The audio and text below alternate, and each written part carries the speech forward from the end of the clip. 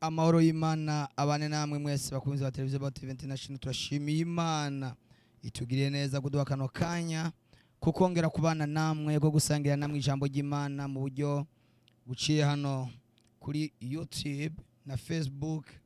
Turanezerewe, dufise umunezero udasanzwe ko Imana ikidutije imwe mu y'abazima, tukatugeze itarike y'uyu munsi muri uku kwezi kwa12 umwaka wa 2024 nibihe bidasanzwe n'ubwiza n'umugisha kuri wewe. Ndashaka dusenga Imana hanyuma dusangire ijambo y'Imana. Imana yo mu ijuru iguhezagire cyane. Datanya guhora ku ngoma.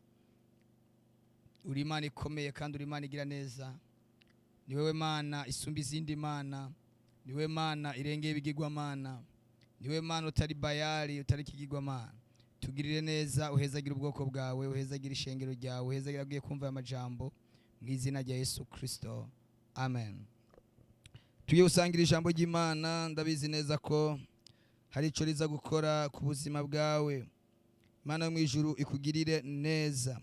Tugiye gusangira ijambo rivuga ku mabohero igice kigira kabiri. Twari twavuganye igice ca mbere, twavuganye ibintu bitari bikeya, kandi ndabizi neza ko ijambo arico ryasize ryubatse mu buzima bwawe. Twari turavugana ku mabohero abantu babayemo inzozi, ndoto abantu barota. Inzozi abantu barota rimwe na rimwe hari igihe batazi agaciro, rimwe na rimwe hari igihe batamenya icyo Imana ashatse kuvugana nabo, cyangwa ngo bamenye ko ari Satani yateye ubuzima bwabo, bakibaza ngo nukurota bisanzwe. Ukaba muri ubwo buzima bw'inzozi igihe cyose, ariko imera nimeruka ubuzima bwawe bukangirika, ubuzima bwawe bukamererwa nabi, ubuzima bwawe bugapotera bivanye n'inzozi urota. Turabona amakuru usomye mu Itanguriro 41:6 kugeza ku 8 hatwereka amakuru ingene umwami canke Farao yarose inzozi ngo akabona inka nziza. Izo nka nziza zari inka indwi. Izo nka indwi ngo zari zivyibushe zimeze neza. Inyuma yo kubona izo nka haza izindi nka indwi zonze z'umwaku zimira za zindi zimwe zari zivyibushe. Shaka kuvuga kuri iki kintu cyitwa kunka. Rimwe na rimwe agenda bavuga ngo iyo ndose inka ngoma mbonye ikintu kibi, ngoma ntewe n'abadayimoni, ariko si igihe cyose umuntu abonye ikintu abonye inka ababonye abadayimoni. Shaka kwinka Imana yoyibona ari message nziza Imana yikweretsemo. Mbega ko tuyita mbigiye cyose ko hageze ko tuyijya tukayifungura neza.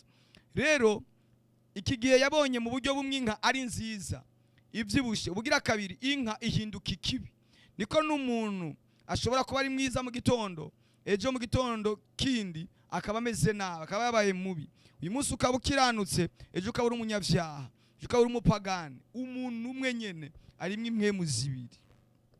Niko n'ibintu byose byaremwe Imana yashaka kubyitiza kugira ngo ibikoreshe ku buzima bwawe, na Satani akongera agabyitiza kugira ngo yice ubuzima bwawe. Ko turabona Imana yamweretse Farao inka ndwi zivyibushe nk'ikimenyetso kimwereka yuko igihugu kizobamwe ivyo kurya. Imyaka indwi izo imyaka myiza, abantu bazimbura, abantu bazogira ibigega, ariko yongera kumwereka iyindi myaka indwi y'inzara. Ngo imyaka indwi, iyo myaka indwi izoza izomira ya yindi myaka ya mbere yabanje kubaho. Ngo hazoba inzara iteye ubwoba atayihwaniye n'inzara bigeze kugira mu gihugu. Rero inzozi urota, ndavuga ngo inzozi zose urota ntugapfe kuziminimiza cyane zose ngo uzerereze kwa Satani. Hari inzozi urota ari Imana ivuganye nawe. Amen. Kubera iki? Murabona twese imbwa turayanka, turabona ko ari mbi, ariko hari ahandi hantu imbwa bayibona nk'ikintu c'icubahiro, ikintu c'iteka. Bivana rero namiriye wumvise imbwa wumva ko ari ikintu kibi. Hari ahandi hantu iyo umuntu abonye intama atagacira yiha, abonye impene ariyo ahagacira. Twebwe tubonye impene tubona ko ari cyo kintu kibi, kubera ko Bibiliya ivuga ngo bamwe bazoja iburyo babe intama, abandi baje ibumoso babe impene. Rero ariko hari ahandi hantu ngaha kuri iyi si inka atagaciro bayiha, n'ahandi inka bayisenga nk'Imana. Rero inzozi zose urota izo utawi uzandike, kubera ko Imana yabwiye Daniel iramubwira ngo ivyo ubona uvyandike ubimatanisha ishashara. Hari ivyo Imana ishobora kukwereka ikweretse ivy'ubu cyangwa ikweretse ibyo muri kazoza, cyangwa ikakwereka ibyabaye. Cyo gituma Imana ikweretse ibintu na message iguha uburyo kuzitanga kwiye kwitonda cyane no gusenga. Imana ishaka kukubwira ubuzima bw'ibintu bw'umuntu, ibintu bizomubako mu myaka 30 iri imbere. Wowe cyumubwira ngo birabaye, urahakomerekera. Bazokwita umubeshi, banza usiguze Imana, umenye ko izo ndozi ari zo kuja kumubwira cyangwa ari inzozi zo gusengera. Muri make yari introduction, ariko cyo nshaka ko tuvugana ko shaka tuvugane ku nzozi, ubusobanuro bw'inzozi zimwe zimwe abantu bagira, ico zivuze, ico zica nico zikiza. Igihe cyose urota uri kurasambana, nimba uri umugabo ni ibintu bibi, nimba uri umukobwa ni ibintu bibi, nimba uri umudamu, nimba uri umusore ni ibintu bibi. Urose uri kurasambana uri umudamu cyangwa uri umugabo, ni umwuka wo gusambura urugo rwawe, ni umwuka wa divorce, ni umwuka wo gutandukanya abari babiri abari umwe bakaba babiri. Imana yamatanije akabatandukanya. Kwiye guca usambura izo ndoto, nimba ubisengeye 2-3 biguma bigaruka, birakenewe ko wegera umukozi w'Imana akagusengera yasigiwe deliverance.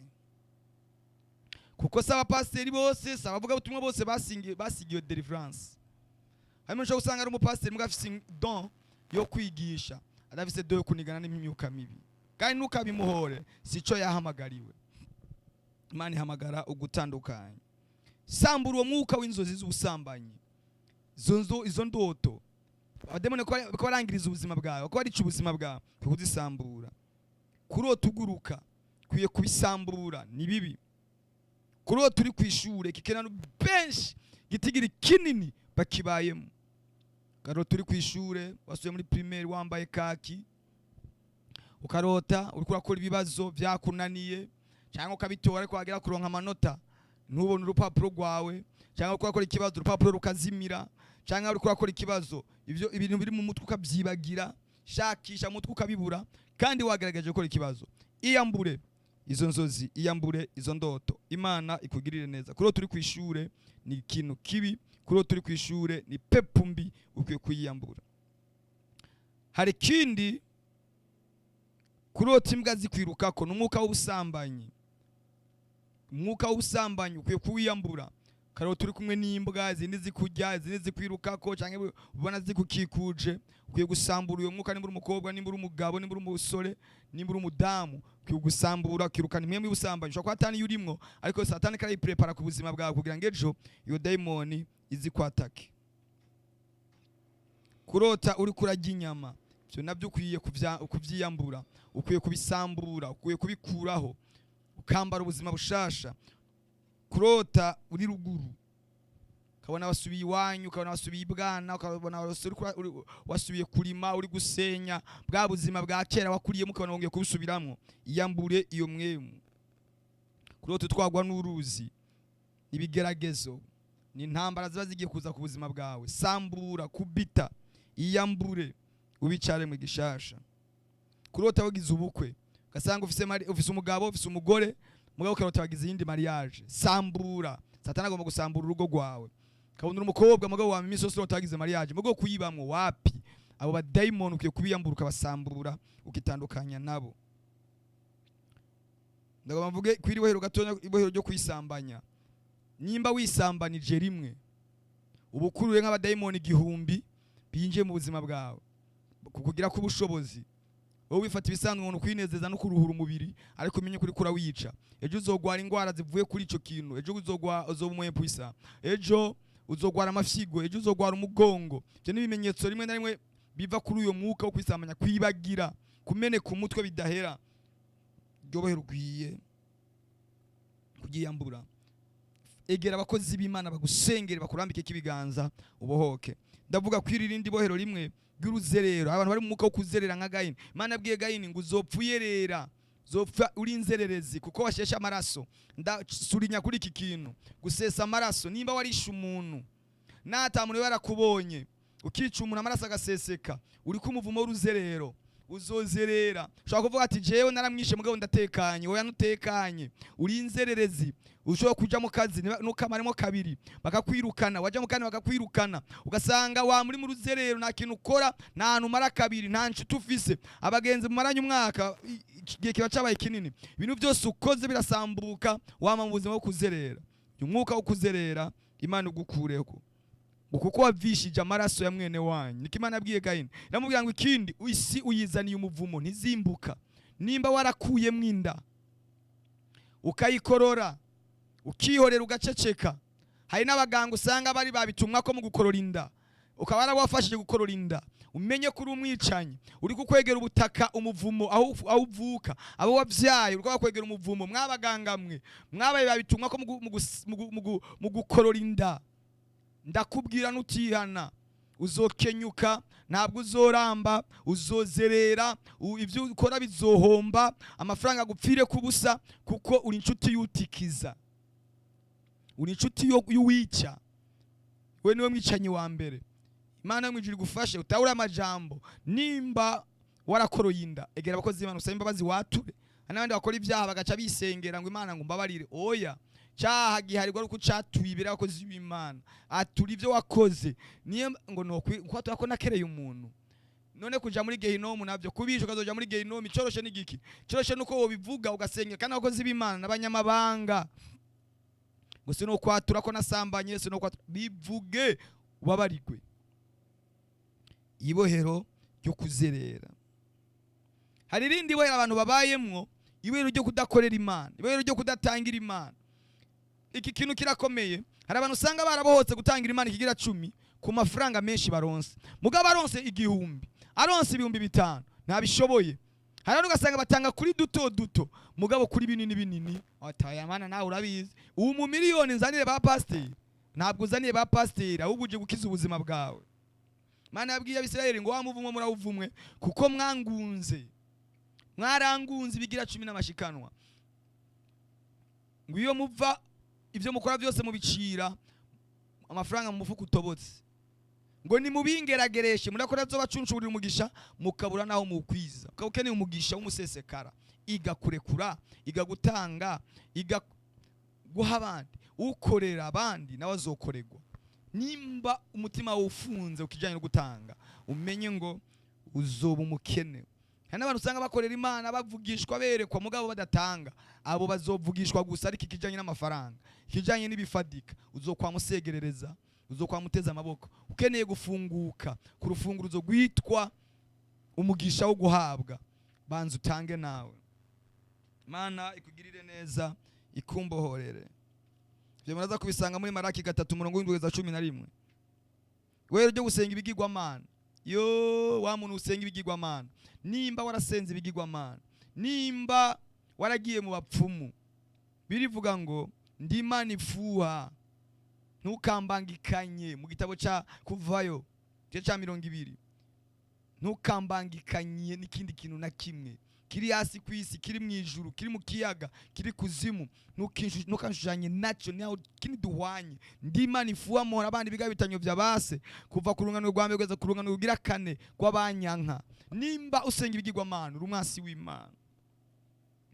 Ijambo ry'Imana rivuga muri Yosuwa 23:15-16 ngo nkuko ibyiza byose ora Imana yanyu yabasezeraniye byashitse, uko nikazobashitsa k'ivyago byose yababuriye, kugeza hazobaherengeteza mugashira muri iki gihugu ciza mwahawe, nikora Imana yanyagize. Nimba wahawe amafaranga ayo gacutangwa kuja mu bapfumu, uja guterekera, uja mu bindi bintu, umenye ngo izoguha guherengetezwa. Ibyo ufise birengetere, ibyo ukora bihere, uhombe. Amabutike n'amaduka n'ibindi byose wari ufise imiduga bihere, usigara ugenda n'ibirenge. Kandi Imana yari yarakwizigiye bizobakura muri ico gihugu yari yarabahaye. Kubera iki? Mwamugunze. Ukaba ukeneye umugisha w'umusesekara, va mu bigirwamana.